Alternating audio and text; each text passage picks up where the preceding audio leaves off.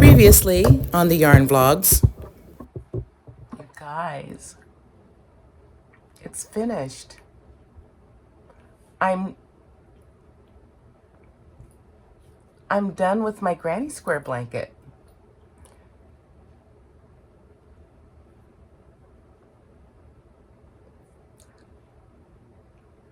I don't know how I feel about that. I was mad the blanket was done and I felt betrayed. I was so empty and caught off guard. I didn't want to do anything. The last stitch is in on that granny blanket. It's done.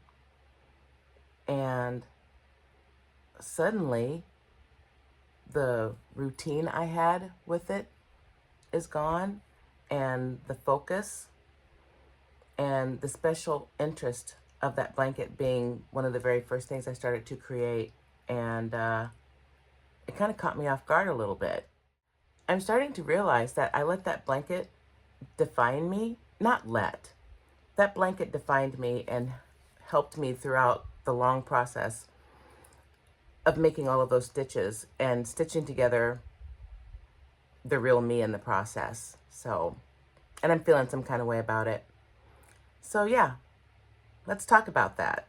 So, where did it all begin?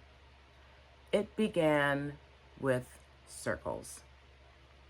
So when I started learning how to crochet, Dee Dee, the experimental one, she wanted to learn circles, and specifically, she wanted to learn how to do the magic ring, because she's like, well, everybody's saying it's hard.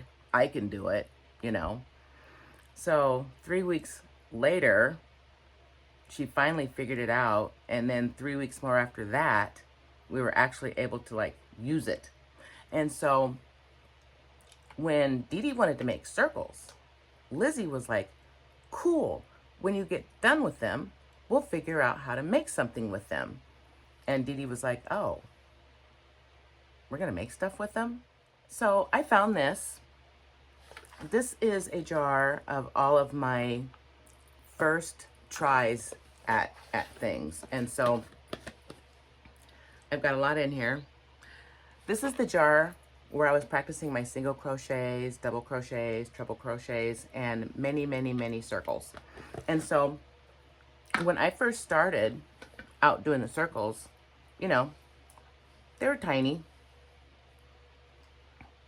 And I took them apart so many times, it's ridiculous.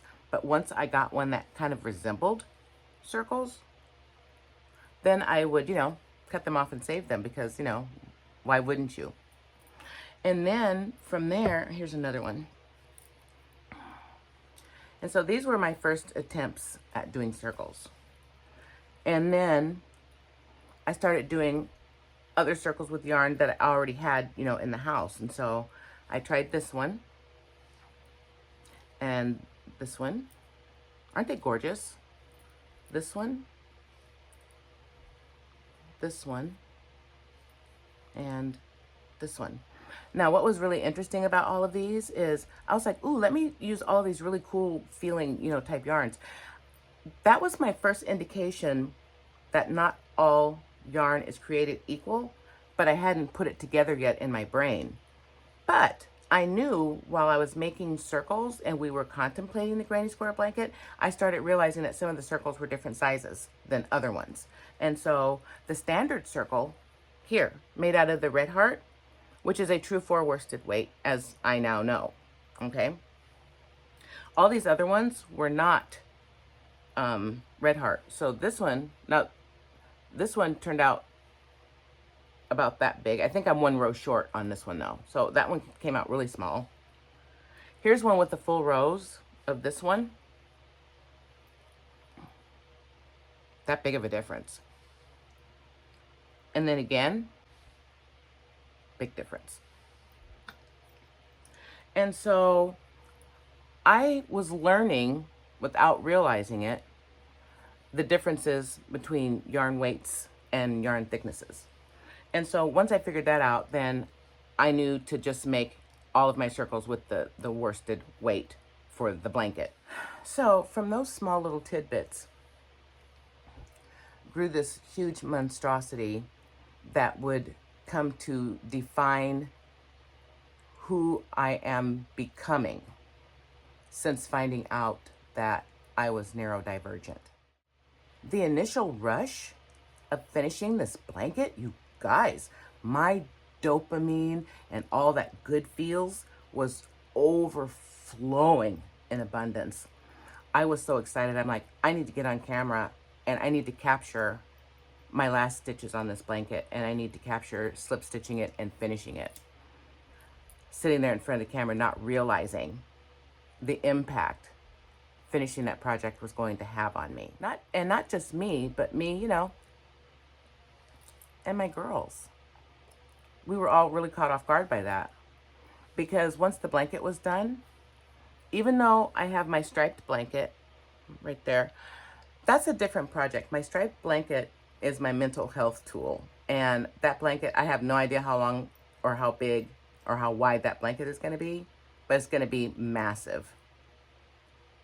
So after I finished this one, because now keep in mind, with this blanket, I had to learn how to do circles and to count stitches. I had to learn how to turn that circle into a square and count more stitches. Then I had to learn how to block them and what that process looks like. Then I had to figure out, how am I going to put them all together, which hadn't crossed any of our minds initially. And so we went through that whole thing, and then we finalized it, sewed all the rows together, and then silence. What do I do with that silence now that this blanket is not filling up the void? I'm also finding out that the rhythm of doing this blanket was very, very, very soothing. And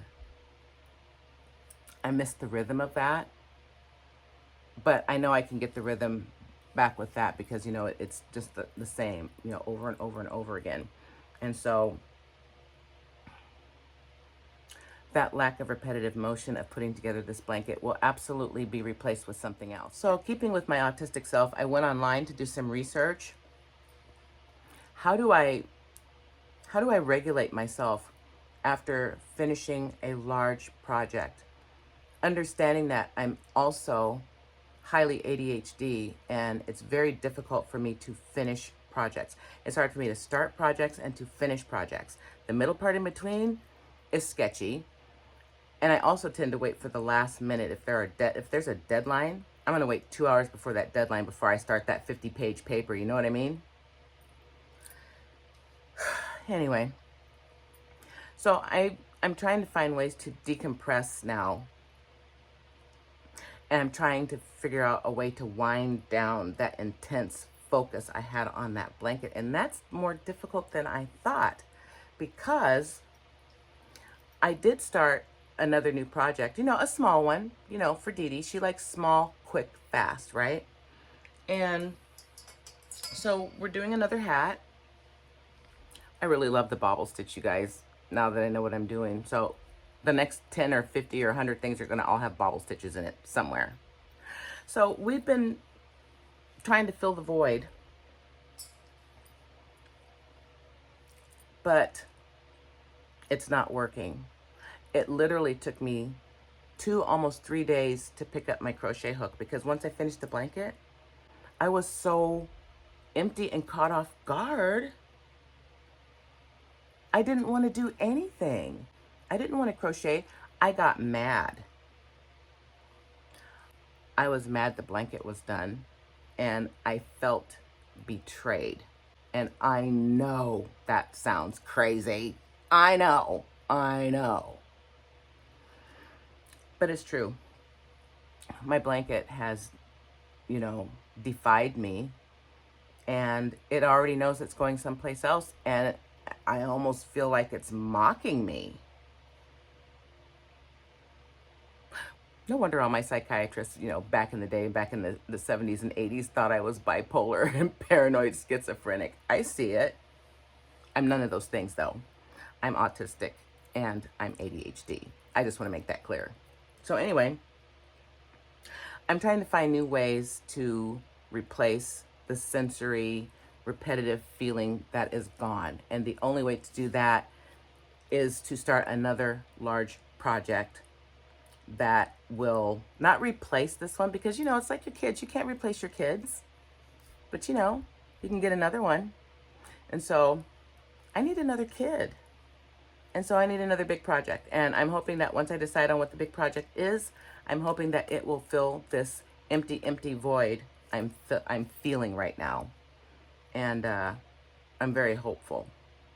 So after thinking it through, I have restructured my decompression. I'm taking a few naps every now and then, here and there. I'm watching YouTube videos to give me inspiration on my next project, which is new for me because I've been watching yarn videos and yarn hauls, and, you know, all of those things are like, you know, those are my favorite things to do. And so,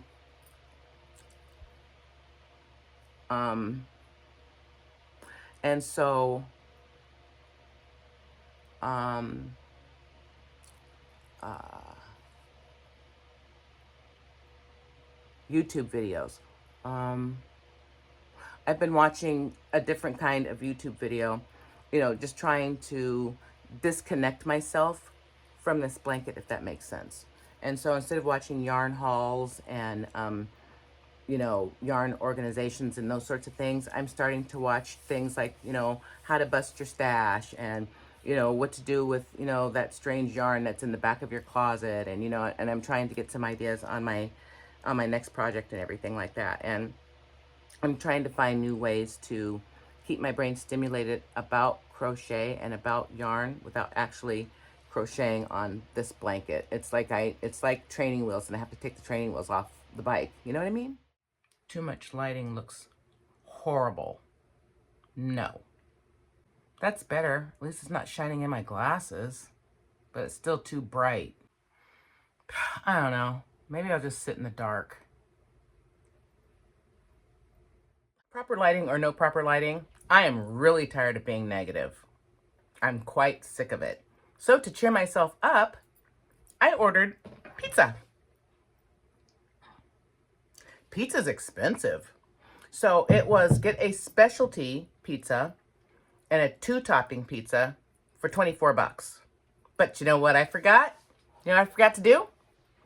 I ordered the Philly cheesesteak pizza that I've been craving for months now. But the other pizza, the other free pizza, the free 2-topping pizza, I forgot to order toppings, and so I just got cheese pizza. And my husband does not like onions, so he will not be eating the Philly steak. So you know what he's going to be eating?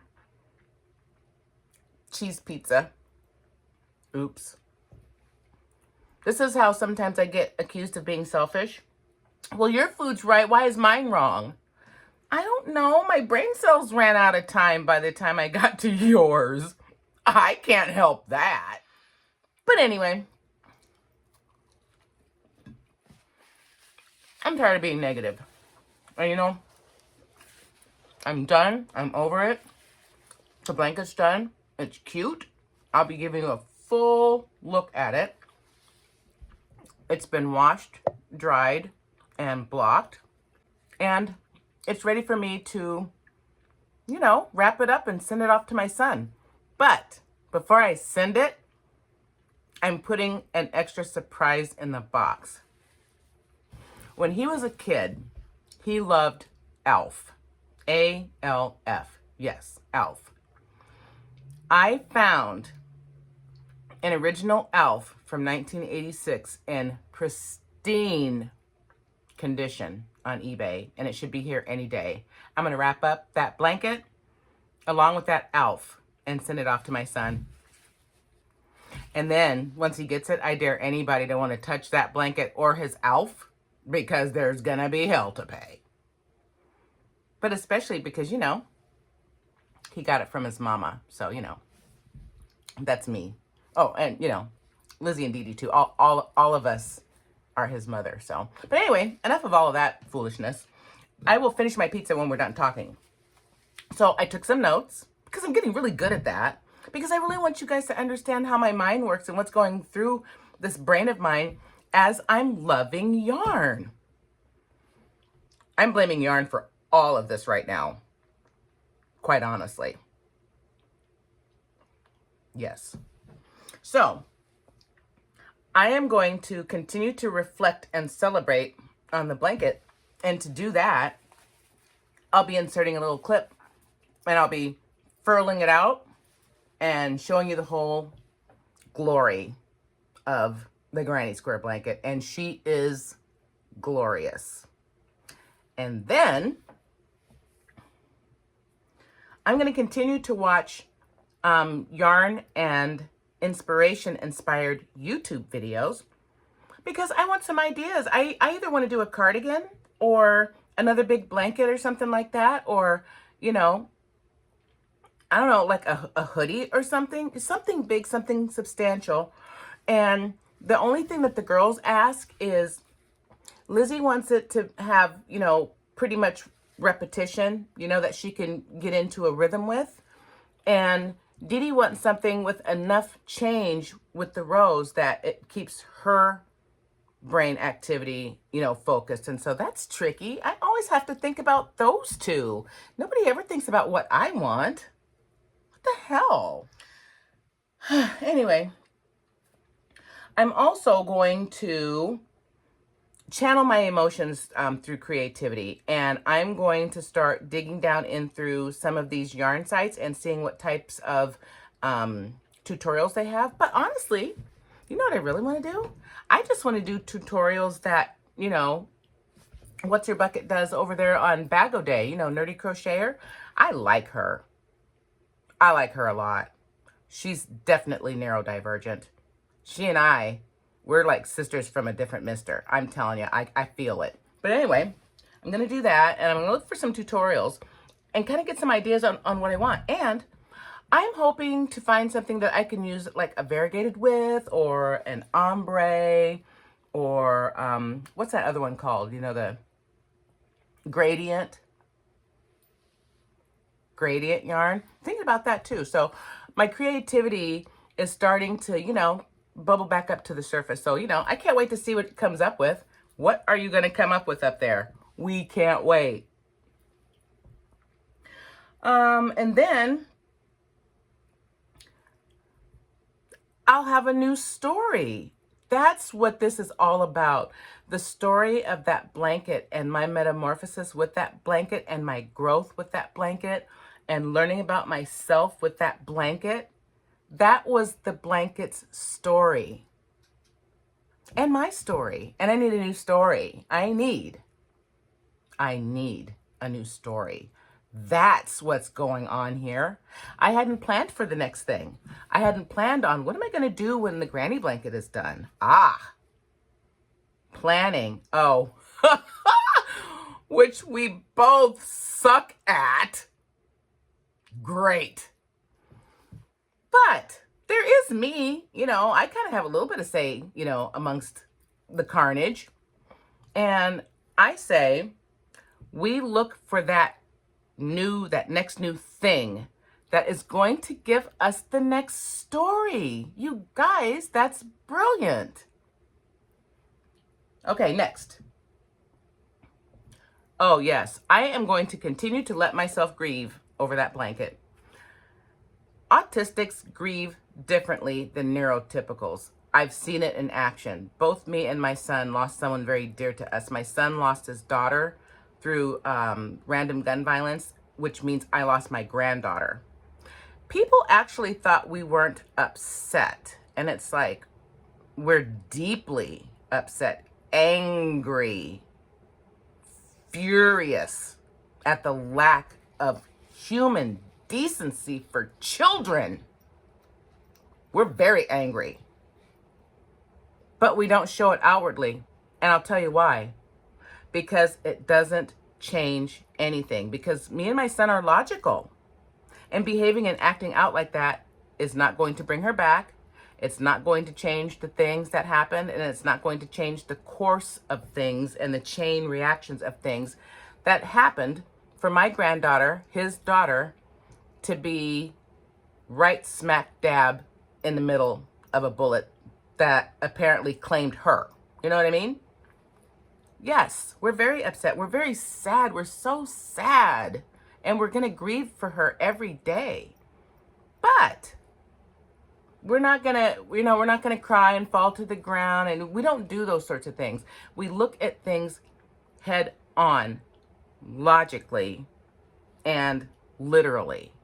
And it makes us seem like we're cold and uncaring and have no empathy, but it is absolutely the opposite. We internalize that, and we have enough space in there to internalize those things and to process those things. I am going to continue to grieve my blanket, and I'm going to continue to grieve an inanimate object because I want to, and I can do whatever I want. Was that too much? Sorry. Okay, next.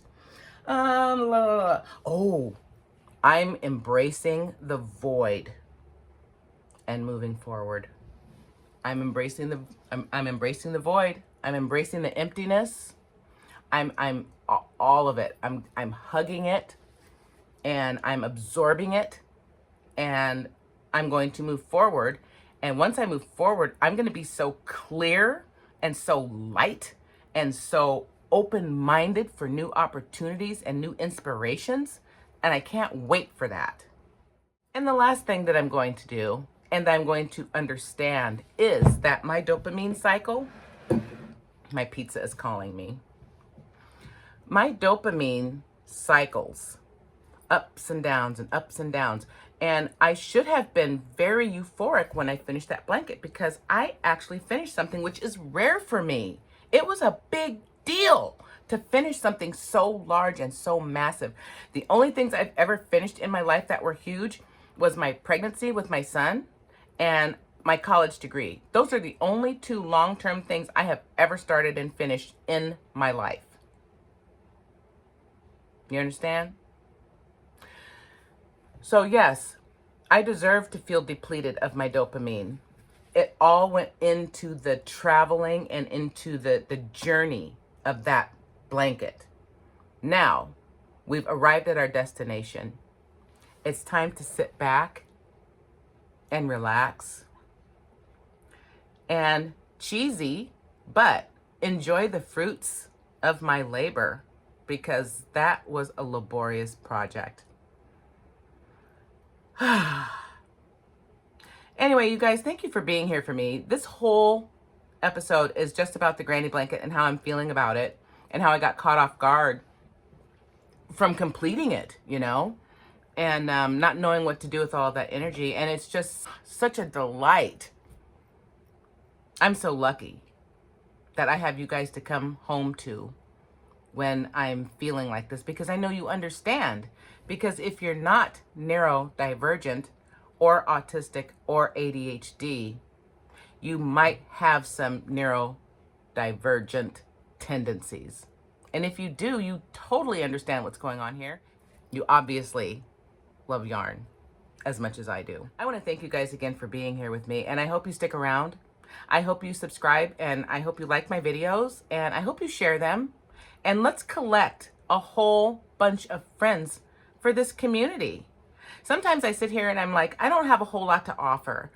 I'm a terrible instructor. I will never be able to teach you anything or do a tutorial or anything, you know, meaningful. You know, all I can do is just, you know, show up and share my love of yarn and share my love of patterns and designs and colors and share my love with you and share my love for all of you guys out there. So I hope I'm going to see you again soon. And with that said, I will see you in my next video.